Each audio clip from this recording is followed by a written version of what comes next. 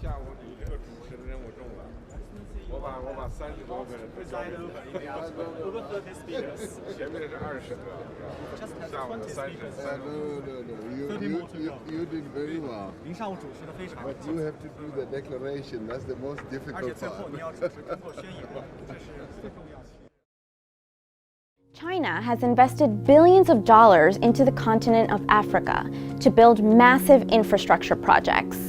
Much of this infrastructure is part of China's Belt and Road Initiative, an estimated $1 trillion plan to connect the country to trade routes all over the world. African leaders like Kenya's Uhuru Kenyatta have favorably compared China's investments to earlier projects built by colonial powers.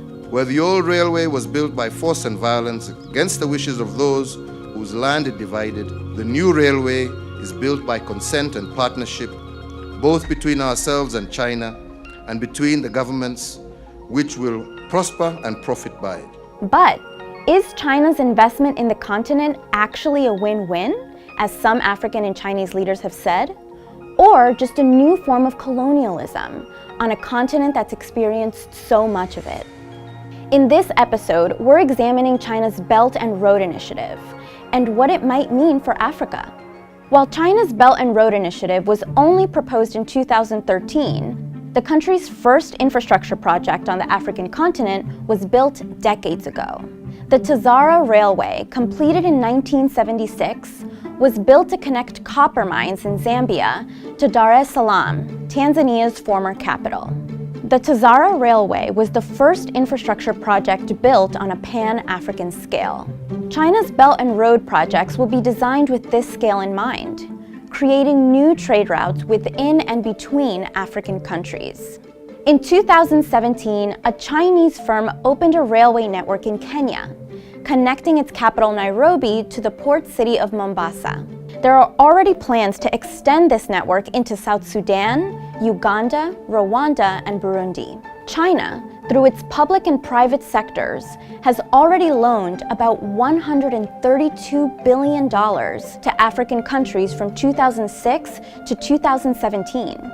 Many observers worry that African countries won't be able to pay back these debts, placing them in what's been called a, quote, debt trap.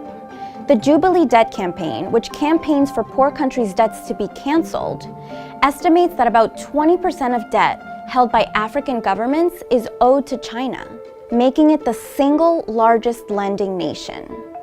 For comparison, 35% of African debt is owed to multilateral global institutions like the World Bank. Earlier waves of Chinese firms that invested in Africa made mistakes that caused problems for those countries' governments. Starting in 2005, tens of thousands of workers from China poured into the West African country of Ghana to take advantage of a gold rush. This eventually provoked a local backlash due to accusations of illegal mining, inflaming tensions between Chinese miners and the local government. Many observers have pointed to projects like this as examples of China exploiting Africa for its natural resources through, quote, neo-colonialist behavior. However, other observers contend that the majority of investment from China has largely avoided creating the problems seen in Ghana's gold mines, precisely because resource extraction has not been the main focus of other investments. In fact, the #1 industry for Chinese investment has been the service industry, according to IMF economist Wenjie Chen. She also points out that the countries where China's investment has been largest include those without abundant natural resources, such as Ethiopia and Kenya, in addition to resource-rich countries like Nigeria. Ultimately, African governments may feel that the risk of accumulating debt is outweighed by the benefits of new infrastructure. The China-Africa Research Initiative found that roughly 40% of China's loans between 2000 and 2015 went towards paying for energy projects, and another 30% went toward modernizing transportation on the continent. These loans were set at relatively low interest rates and with longer periods of time to pay them back. The Center for Global Development crunched the numbers on debt to China as a result of the Belt and Road Initiative and found that 8 of the 71 countries involved in the project were particularly vulnerable to getting caught in a debt trap.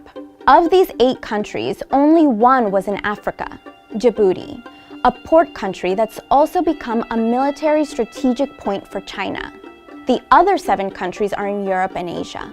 Nevertheless, China has denied engaging in debt trap diplomacy. 我要强调的是，共建“一带一路”是开放的合作平台，秉持的是共商共建、共享的基本原则，没有地缘政治目的。 In an attempt to strengthen this collaboration, China has also promised to align its goals for the Belt and Road Initiative with the African Union's own development goals of greater interconnectivity on the continent. However, these promises have yet to be outlined. Ultimately, China's push in Africa may be seeking to increase the country's influence rather than reap financial gains. Its investments are already strengthening China's alliances with African governments, to China's benefit. Every African country but Eswatini, formerly known as Swaziland, has cut ties with Taiwan, a prerequisite for diplomatic relations with mainland China. Some observers think that as African countries rise economically, they could actually have the upper hand by the time they negotiate payments back to China. This explains why African leaders have been so confident in calling Chinese investment a win-win. But only time will tell if their long game pans out. So do you think China's investments in Africa will be a boon to the continent? Or are they a form of neocolonialism?